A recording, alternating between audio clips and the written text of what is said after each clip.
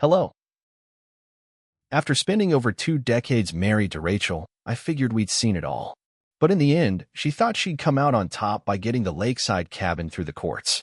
The smug look on her face that day said it all, like she'd finally beaten me. There's nothing you can do about it, her expression practically shouted. But what she didn't realize was, I hadn't just been piecing together boats lately. I'd been quietly rebuilding my entire life, one plank at a time, shaped by that so-called victory of hers. The same cabin her new little family planned to use for their weekend getaways? That place was about to become the setting for something much bigger. My name's Daniel Foster. I'm 51 years old, and I run Foster Heritage Boatworks, a small, old-school boatyard tucked away on the edge of Lake Winnipesaukee up in New Hampshire.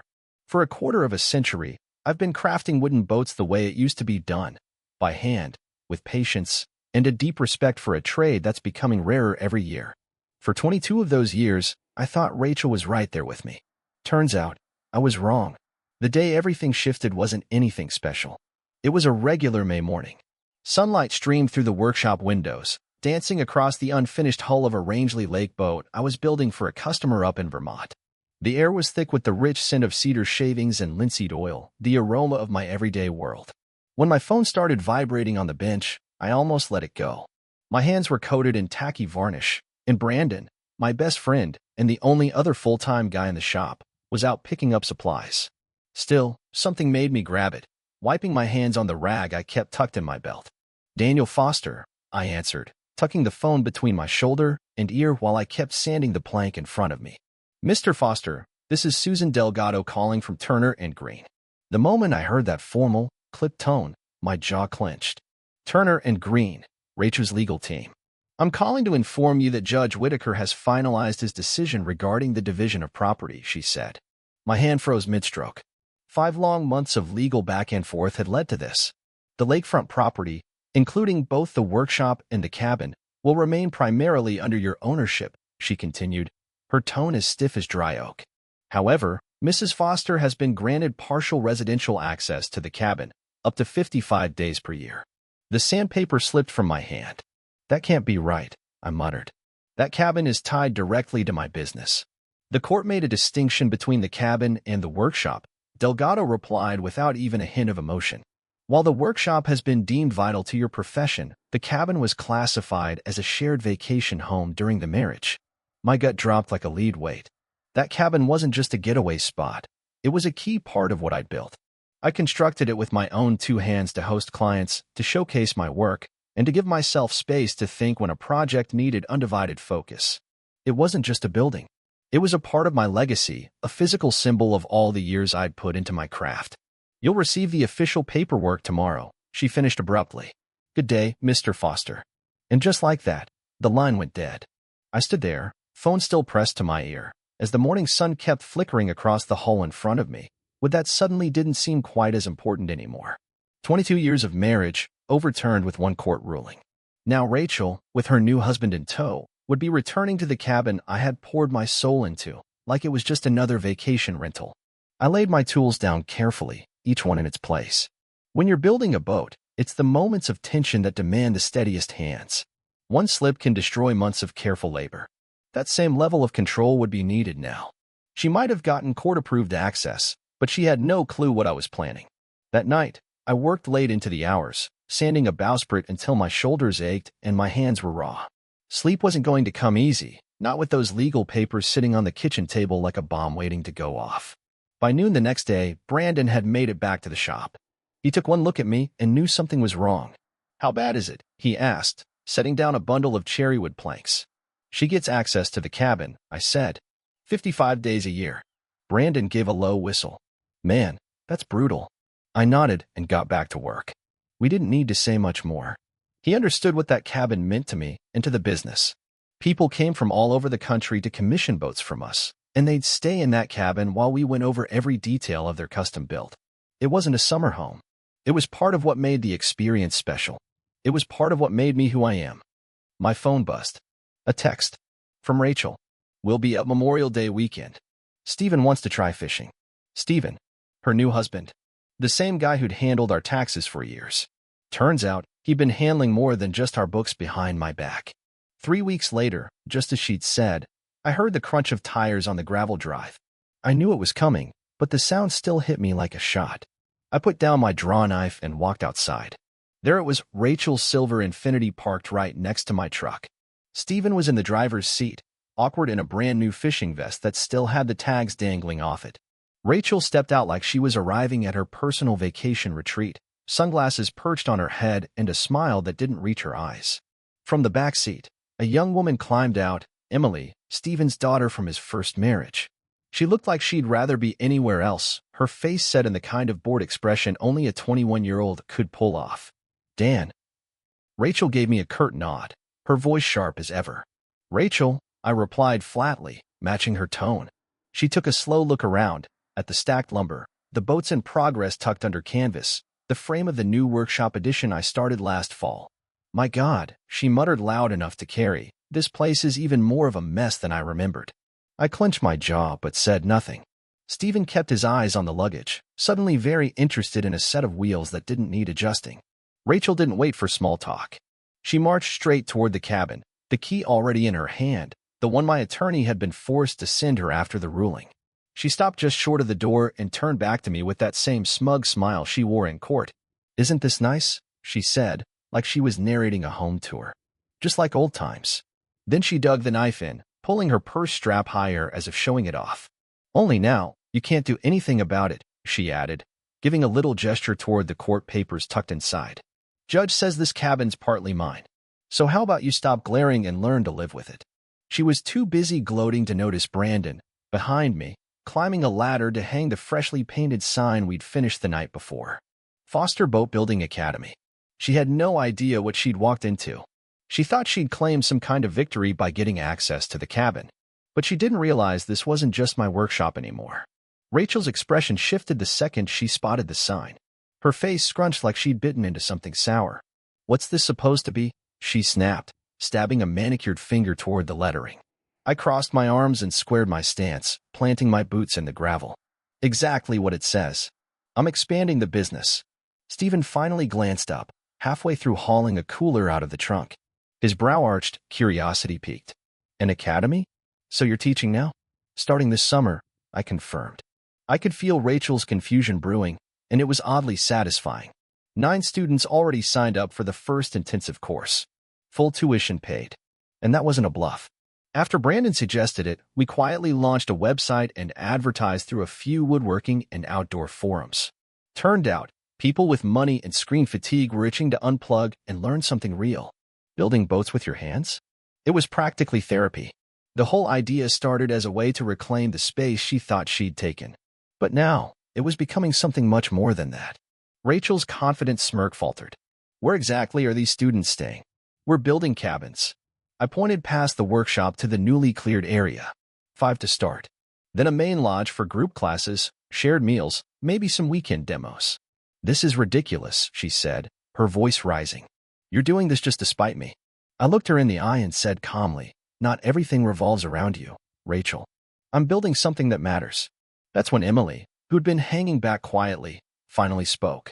"Actually, that sounds pretty cool." Rachel spun around and shot her a glare. Emily just shrugged. "What? It does. Better than listening to you two bicker all weekend." Stephen coughed, clearly trying to stay neutral. Let's just get settled in," he said quickly, nudging Emily toward the porch with a suitcase. As they made their way to the cabin, Brandon walked over and clapped me on the shoulder. "Round 1 to Foster," he said under his breath. I didn't smile. "Not yet. This isn't about winning, Brand." He gave a half laugh. "Sure it's not." "Oh, and I lined up 2 more contractors for tomorrow. We're breaking ground on the first student cabin at 8 sharp. Perfect." That evening, I sat on the porch outside my shop with a beer in hand, watching the lake turn shades of copper and fire as the sun dipped behind the tree lane. Through the cabin windows, I could see Rachel pacing, arms flying, clearly unloading her frustration on Stephen. Even from across the yard, I could read her body language like a tide chart. High drama, low patience. This wasn't the victorious homecoming she'd imagined. Later, while I was sketching out refinements for the curriculum, things like keel design theory and hull maintenance, I heard soft footsteps coming up the path.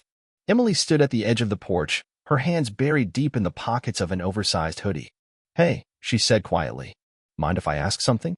I set my notes aside. Go ahead. This boat building thing. Do you only teach guys, or? The question caught me off guard. Nope, I said. It's open to anyone willing to learn. She nodded slowly, like that meant more to her than she wanted to admit. Cool. Just curious. She turned and wandered back toward the cabin, and I realized something unexpected. Rachel thought she was reclaiming part of my world, but she might have just brought someone into it who could actually understand what I was trying to build. The next morning, the sound of diesel engines firing up was the best kind of alarm clock. I made sure the excavator was parked squarely in front of the cabin's master bedroom window, the one Rachel always insisted on having. Brandon showed up with coffee and a grin stretched across his face. Think they're up yet? Right on cue, the cabin door burst open. Rachel stormed out in a silk bathrobe, eyes blazing. Stephen followed, fumbling with shirt buttons, clearly caught off guard. Daniel, she shouted over the roar of the equipment. What the hell is going on?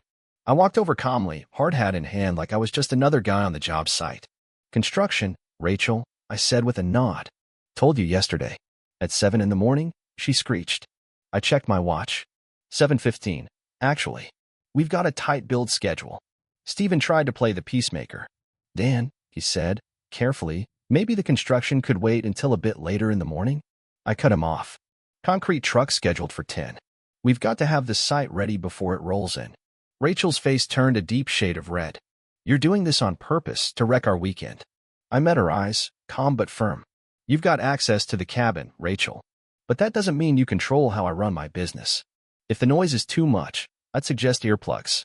She opened her mouth, but Stephen lightly grabbed her arm before she could fire back. Let's just grab breakfast in town, he said, trying to steer her away. Do some shopping, maybe. Rachel shot one last dagger of a look my way before storming back inside to get dressed. Stephen lingered a moment longer, looking awkward. Look, he said quietly, I know this isn't easy for anyone. Maybe there's a way to meet halfway. I kept my tone cool. Probably should have thought about compromise before you got involved with my wife. He winced but nodded slightly. That's fair. But Emily was really looking forward to this weekend. She's had a rough time at college lately. For a split second, I felt a flicker of empathy, not for Rachel or Stephen, but for the young woman caught in their mess. I recognized that look she had yesterday. I'd seen it in the mirror myself, right after the divorce papers landed. That look of someone whose life was being yanked in directions they didn't ask for. The north side of the lake's quieter, I said after a pause. Good fishing spots over there. She might like it. Stephen looked taken aback by the olive branch. Thanks. I'll mention it. By mid-morning, the digging was done. The site for the cabin foundation was ready. Rachel and Stephen had driven off into town, but Emily had stayed. I spotted her out by the dock, watching everything with quiet curiosity. When the concrete truck rumbled up the drive, she made her way over. Mind if I watch? She asked. Sure, I said, handing her a spare hard hat. Ever seen a foundation pour? She shook her head. No, but I've got an architectural design course coming up. Figured this might be useful.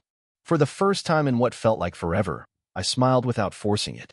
Well, then this is your first field lesson. She stayed through the entire pour, asking questions that showed she was paying attention. Smart ones about materials, support loads, curing times. Brandon even let her help level out a section of the slab. She handled it like she'd done it before. Around 2:30 p.m., Rachel and Stephen returned. The sight of the fresh concrete pad stopped them in their tracks. I could almost hear Rachel's pulse rising. This is all happening awfully fast, she snapped, marching over while I was checking the lumber delivery. Looks like you had this all planned long before we got here. I set the clipboard down and met her stare. I've been working on this academy idea for months. Didn't see any need to bring it up during the divorce. Because you knew it would affect the settlement, she shot back. No, I said plainly. Because it wasn't relevant. The judge ruled on the cabin. My business plans weren't part of that. Stephen stepped up again, trying to smooth things over. Dan, maybe we can figure something out. This construction is a bit disruptive. Our weekend, Rachel stressed, as if saying it louder made it more valid. I was done playing nice. There's a lovely resort in Middlebury. Heard they've got great Memorial Day deals. Rachel's face turned red again. We have a legal right to be here. And I have every right to run my business, I said. Legally. The argument might have kept going, but Emily cut in. Are we really going to argue the whole weekend? She said, folding her arms. I can think of better ways to waste my time. Rachel turned her glare on Emily. Stay out of this. You don't understand what's going on. Oh, I understand just fine, Emily said. I steady. He's building something real. And you're mad because it doesn't include you. It's a tale as old as time. That one hit Rachel hard. She didn't respond. Stephen cleared his throat again, uncomfortably. She's not wrong, he said. We came here to relax. Maybe we should try that. Rachel spun on her heel and stomped back toward the cabin, muttering something about calling her lawyer. Stephen followed, tossing me a look that mixed apology and exhaustion. Emily stayed behind. Sorry about them, she said, glancing toward the cabin. They've been like this since the wedding. Not your fault, I told her. She turned her gaze back to the construction site, watching as the lumber crew began organizing materials. So, when do you start building the actual boats? For weeks, I said.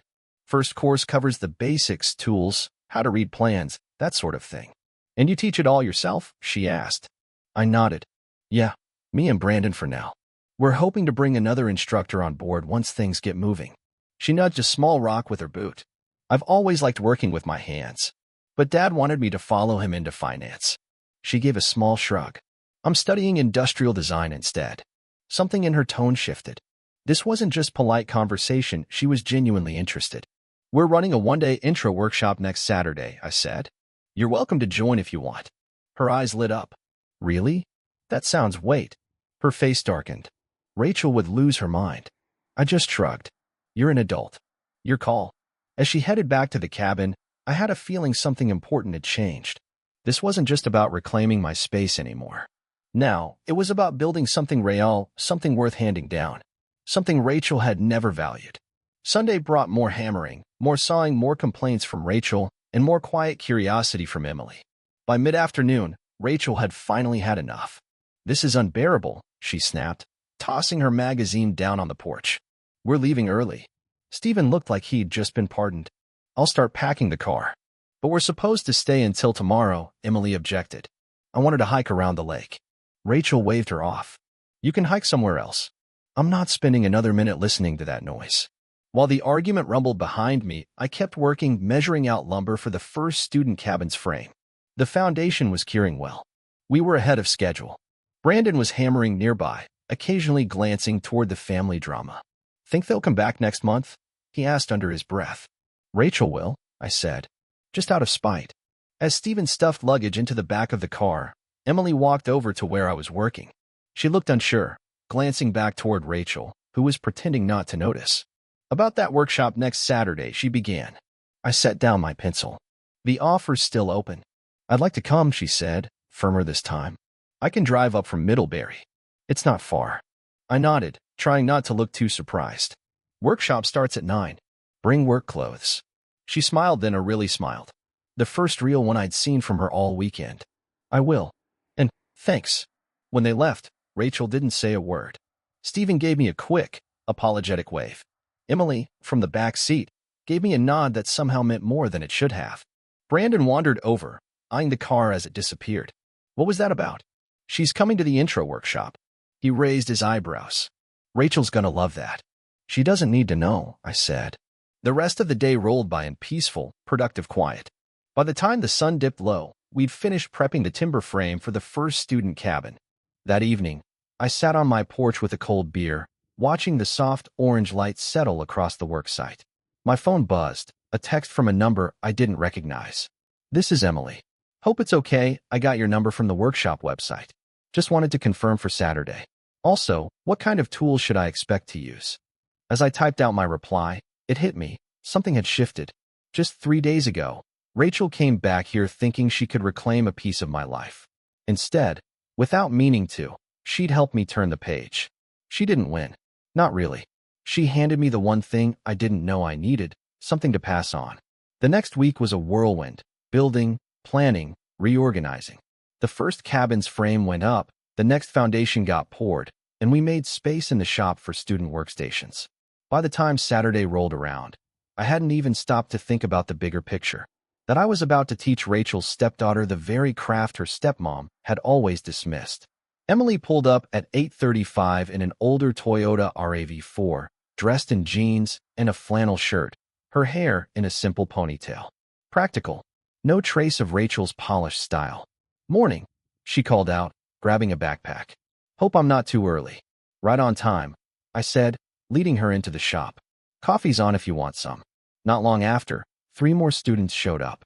A retired doctor from Albany, a software guy in his 40s, and a young woman who worked as an environmental consultant. They all came for different reasons, but every one of them was hungry to build something real in a world that felt more and more virtual.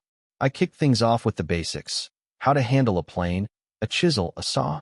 By mid-morning, we'd moved on to picking out wood, checking grain patterns, and talking about the unique traits of different types. Emily really had a knack for it. Her background in industrial design gave her an eye for detail and balance that the others didn't quite have. When Brandon showed the group how to shape a bow stem, she asked questions that showed she wasn't just following along. She actually understood. During lunch, while the others were chatting, she came up to me. "Rachel doesn't know I'm here," she said quietly. "I told them I was visiting a college friend." I just shrugged. "You're an adult. Your choices are your own." She looked at me for a second. "She really hates that you're doing well, you know?" "Yeah," I said. "I gathered that." When the divorce happened, Emily went on, picking at her sandwich. "She told everyone you'd fall apart without her." I stayed quiet, letting her talk. "She likes being needed." That one caught me off guard. Not because it was news, but because it came from someone who hadn't known Rachel all that long, yet somehow saw right through her. "Does Stephen know you're here?" I asked. She nodded. "Dad's more understanding than Rachel gives him credit for. He feels guilty about how things went down." "He should," I said. Not in a mean way, just the truth. After lunch, I walked everyone through building a small keepsake box. Basic joinery stuff, but enough to give them a feel for working with wood. Emily's box came out just about perfect. Tight corners, clean lines, good balance. "You've done this before," I said, watching her sand down the edges. She smiled. "My grandpa was a cabinet maker. I used to spend summers in his shop." That made sense. When the workshop wrapped up, the others left excited about signing up for the full-week course. Emily hung back, helping clean up even though she didn't have to. "Same time next Saturday?" she asked. I hadn't planned on doing another intro session so soon, but the words just came out. "If you're interested." Her smile was all the answer I needed. After she drove off, Brandon wandered over to the porch where I was sitting. "Rachel's gonna lose her mind when she finds out," he said. "Not our problem," I replied. But deep down, I knew he was right. The peace wouldn't last. The second student cabin was almost fully framed when Rachel's Infinity came flying up the drive the following Friday. She wasn't supposed to be back until July, but here she was, sending a clear message. Game on. I set down my hammer and braced myself. Rachel came storming across the site, completely ignoring the workers who paused to watch the scene unfold. "How dare you?" she snapped, waving her phone at me. "How dare you involve Emily in this? This revenge plan of yours?" Brandon moved in like he was ready to step in, but I gave him a little shake of the head. "I had this." "To Rachel," I said calmly. "I take it Emily told you about the workshop?" "She didn't have to," she spat. "I saw the charge on Stephen's credit card." Of course, she was monitoring his statements. Classic Rachel. "She's 21, Rachel," I said. "She's allowed to decide what she wants to be a part of." "This isn't about her," she shot back. "This is about you, trying to get back at me by messing with my stepdaughter." I felt my jaw clench. "Not everything revolves around you," I said. "Emily is talented. She's got a good eye and steady hands. She wants to learn, and I'm teaching her. That's all there is to it." Rachel laughed, cold and bitter. "Please. You've never cared about teaching anyone anything before. This whole academy is just your way of trying to block my access to the cabin." "Believe what you want," I replied. "But Emily is welcome here. If she wants to learn, that's between her and me." Rachel stepped in closer, lowering her voice. "I know exactly what you're doing, Dan.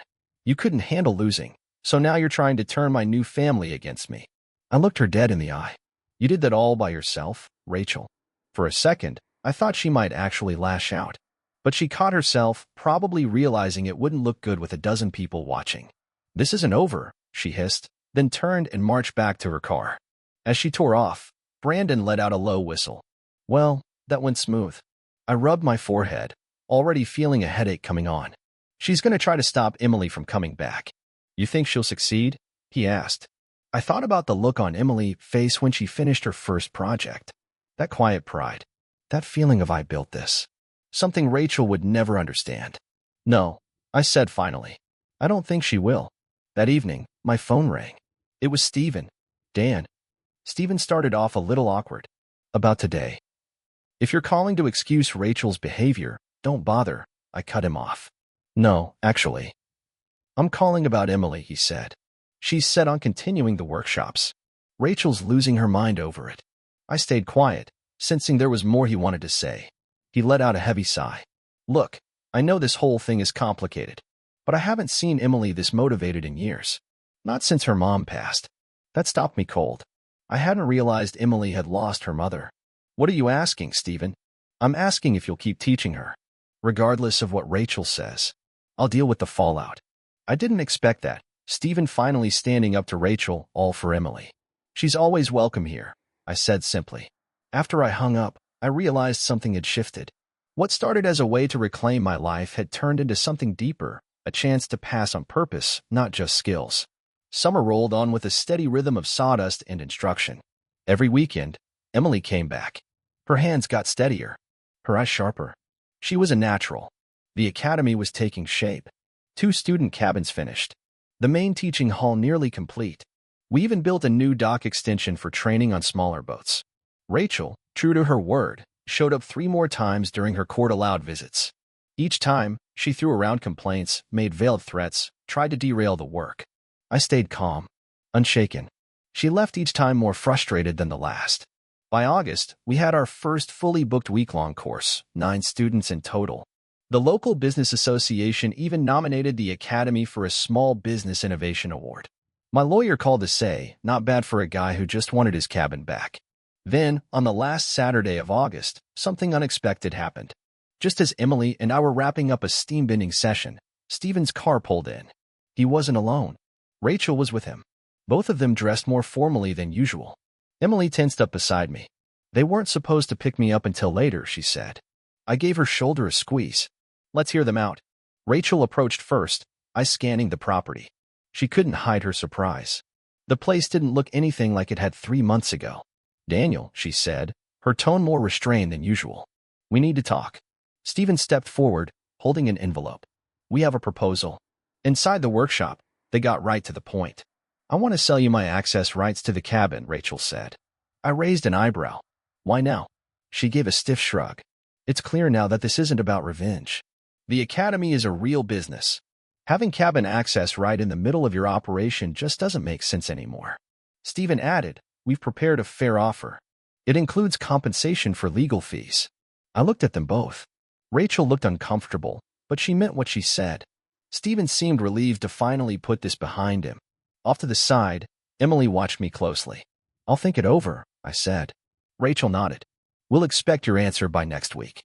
They turned to leave, but Emily hung back. I'll be right there, she called to them. Then she looked at me, a little worried. If you buy back the access, does that mean I can't come anymore? I smiled. You'll always have a place here, Emily. Actually, I was going to ask if you'd be interested in being a teaching assistant for the fall workshops. Her face lit up. Really? You'd trust me to help teach?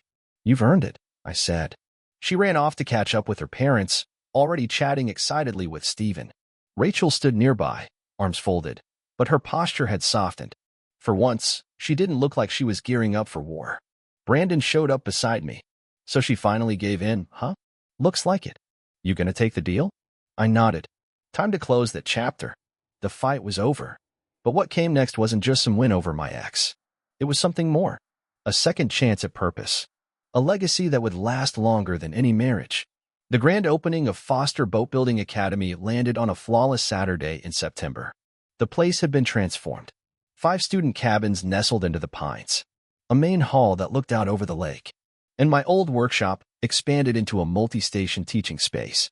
About 4 dozen people showed up for the ribbon cutting, local business folks, future students, craftsmen who'd helped along the way. Brandon stood beside me, a proud grin on his face. Not bad for something that started out as payback, Brandon said under his breath.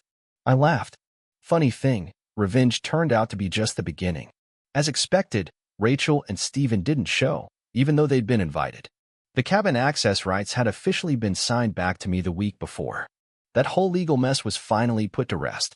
But what I hadn't expected was Emily arriving early. She jumped right in, helping set up the snacks and giving guests tours like she'd lived there her whole life. Just before I stepped up to speak, she walked over with something in her hands. "I made you something," she said, holding out a neatly wrapped package. Inside was a wooden sign, hand-carved with clean, graceful lettering. "From Timber to Tide, EST 2025. I figured the teaching hall needed a name," she said with a shy smile. I traced my fingers over the smooth surface, knowing how much time and care it must have taken. "It's perfect," I told her. The ceremony itself was short and sweet. I thanked everyone who had pitched in, talked about the Academy's mission, and then cut the ribbon while folks clapped and cheered. Afterward, while people mingled, Emily stuck by me. She answered questions about the fall schedule like she'd been running the place for years. Later that evening, as things wound down, we stood on the dock together. The sunset was turning the lake into a sheet of molten gold. "I signed up for the advanced course in March," Emily said softly. "Really?" I smiled. "That's more than okay. Though, honestly, you're already close to outpacing me." She shook her head. "I've still got a lot to learn." Behind us, the Academy stood proud, a living symbol of what can rise from the wreckage of something painful. What started as me trying to reclaim a piece of my life had turned into something with meaning. Not just for me, but for anyone who walked through those doors looking to build something of their own. And funny enough, it hit me, Rachel, in trying to take something from me, had ended up giving me something even bigger. She may have taken the cabin for a while, but she accidentally handed me a purpose. "You know," Emily said suddenly, breaking the quiet, "Rachel once told me you'd never be anything without her." I chuckled. People get it wrong all the time. The last bit of light slipped beneath the trees, and I looked at Emily, not just a student anymore, but the first to carry on something I hadn't even realized I'd started. Through her, the craft would keep going. Some wins aren't about beating someone else. They're about figuring out what really matters. The cabin I fought so hard to get back? It wasn't just mine anymore. It had become the heart of something real, something lasting, something worth every cut, scar, and splinter to build. Bye.